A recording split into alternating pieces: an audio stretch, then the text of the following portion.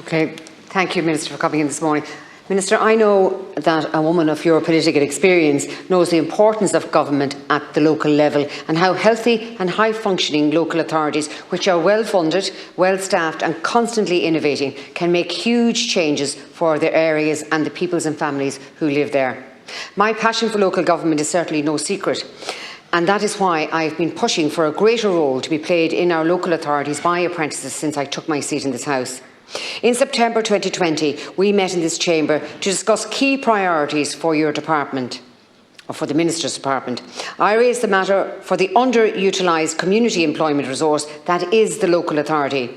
Apprenticeships are an excellent way of learning, earning and getting into permanent paid employment, and there is much scope for local authorities to engage with the public through these apprenticeships directly. So many of our industries and education partners are heavily involved in the successful provision of apprenticeships, yet there is no national programme promoting apprenticeships opportunities within local government. Local government is an ideal workplace in which we can provide a programme for structuring education and training, where better for young apprentices to learn about politics, law, society and much more. Dozens of our local authorities have engaged and are currently engaging in the training of apprenticeships. This is great to see and they are to be commended for it. But should we not have a national approach to this, some sort of local government apprenticeship scheme, so that various aspects of the apprenticeship will be standardised and regulated, so that all prospective apprentices in each local authority would know where they stand? There is no shortage of people who are interested in such apprenticeships and no shortage in the ways that local government could use them. We could run them in the planning department, architects, electricians, plasterers, bricklayers. What about all the vehicles owned by the council? We could have in-house mechanics training up apprenticeships, maintaining our own local fleets.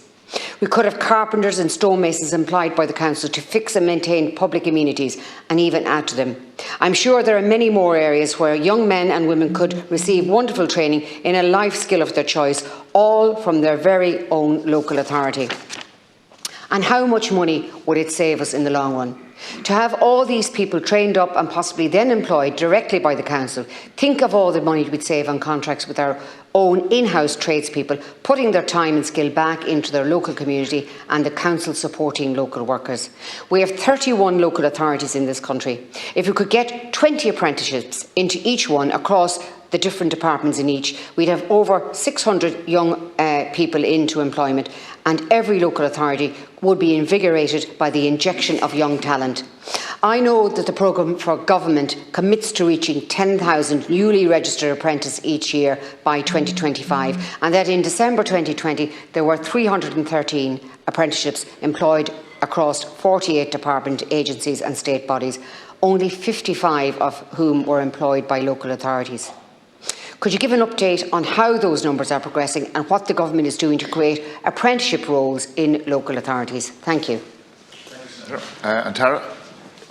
And I'd like to thank Senator Keogan for her questions on this very important issue for local authorities and for the apprenticeship programme, and apologise that the Minister for Further Higher Education, Research, Innovation and Science can't be here to take it, and I'm taking it on his behalf. A key commitment, as the Senator is aware of, the Action Plan for Apprenticeship 2021 to 2025 is to grow the number of apprenticeship registrations across the public service, including local authorities, as the Senator has highlighted, to reach 750 annual registrations by 2025. That would represent in excess of a 7-fold increase on the 2020 registrations, and will support a long-term goal of 7% of the apprenticeship population being employed by public service employers. The diversity of the public service in terms of service delivery provides a wide basis for involvement, as you've correctly pointed out, with the range of existing apprenticeships and also those programmes currently in development.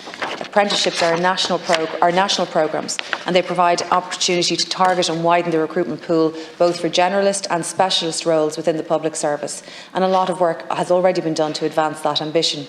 Following a series of information sessions with civil and public service HR managers, human resource managers, a working group was established in January 2022, representing departments, agencies and local authorities, to develop a framework that would support the adoption of apprenticeship programmes as a mode of recruitment and of upskilling or reskilling across the public service. The group's work was based on surveying over 100 organisations in relation to their skill needs. There has been extensive bilateral engagement with the LGMA to assist with surveying local authorities in relation to their skill needs.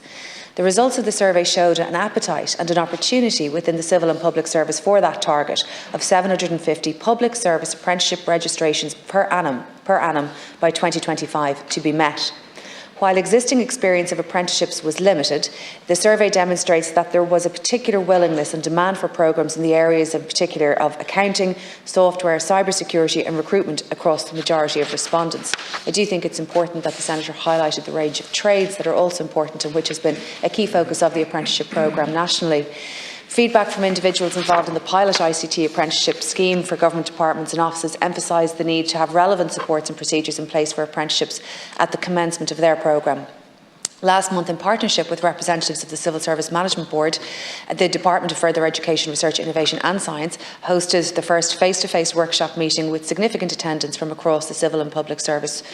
Officials in the Department of Further and Higher Education, Research, Innovation and Science are now moving forward in capturing the outputs of this workshop in a formalised framework that will provide civil and public service bodies with a roadmap for engaging with existing apprenticeship programmes and forming a consortia for the establishment of new apprenticeship programmes for the purposes of meeting their organisation's skilled needs. And that planned framework will be completed by the end of Q1 2023. There has also been engagement with the HSE and the Department of Health in relation to a commitment in the action plan to explore a healthcare assistant apprenticeship programme for the HSE and the options for how that might be piloted. We're very deeply aware of the recruitment challenge across a range of different skills, not just in the public service, but more broadly. The apprenticeship programme offers a new way of training or retraining, skilling and upskilling at different stages of a person's career and new pathways to work for people in a whole range of different fields. It's a very strong programme, and you're correct to highlight the opportunity with the local authorities, of course. Senator Keogan. Thank you very much, and I appreciate you coming in this morning. This is a very important opportunity for local government and for the Minister and his department. I have to say I admire Minister Harris and Minister Collins in relation to this brand new department and the work they've been doing within this department. I think there's always scope for improvement, and some of the issues that I highlighted this morning. I welcome the idea of the 750 public service apprenticeships per annum by 2025. We're a long way off at this moment in time with the 55, so I will be coming back every year just to check to see how he's getting on and see what other opportunities that are available within local authorities for young apprenticeships out there. Thank you.